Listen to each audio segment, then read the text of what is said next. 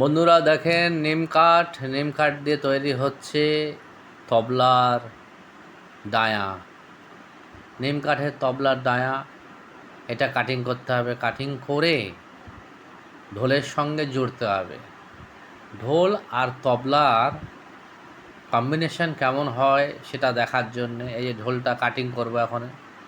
ঢোলটা cutting করে তবলার ডায়াটা cutting করে এতে জুড়ে দেখতে হবে ঢোল আর তবলা দুটো মিশিয়ে কেমন সুন্দর একটা ইনস্ট্রুমেন্ট তৈরি হয় সেটা আমি চেষ্টা করছি।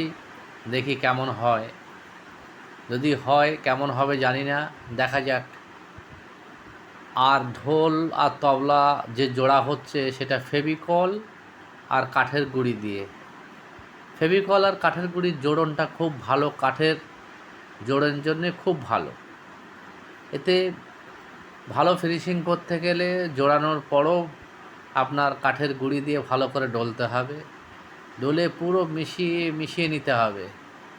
তারপর একদিন শুকোতে দিতে হবে। একদিন শুকোনোর পরে যখন শুকিয়ে যাবে, তারপরে সেটা শুকোনোর পরে তারপরে সেটা আমরা মেশিন দিয়ে ভালো করে ঘষে নেব।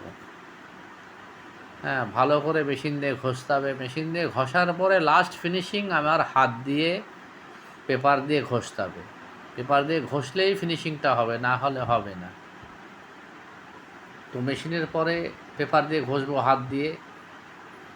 দেখেন, হাত দিয়ে ঘষছি। হাত দিয়ে ঘষে ফিনিশিং করে তার উপরে আমি এটা প্রাইমার মারবো, উড প্রাইমার মারছি। মারার পরে একদিন শুকোতে হবে। একদিন শুকোনোর পরে তারপরে এতে পেন্ট ছড়াবো। যদি পেন্ট একদিন না শুকোয় তাহলে সেই শাইনিংটা আসবে না। দেখেন কি সুন্দর শাইনিং, আর দেখতে মনে হয় যেন শ্রীখোলের মতন দেখতে।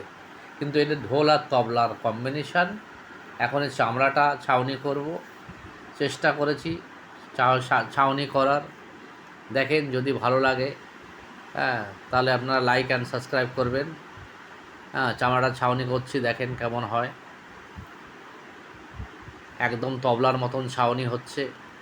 এটা বায়া। ডায়াটাও তবলার মতন ছাউনি হবে। তবলার ছাউনি হচ্ছে, দেখেন কেমন হয়।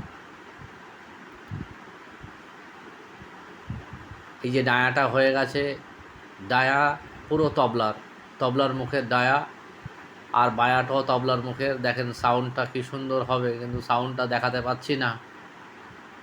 তো সাউন্ডটা খুব ভালোই হয়েছে।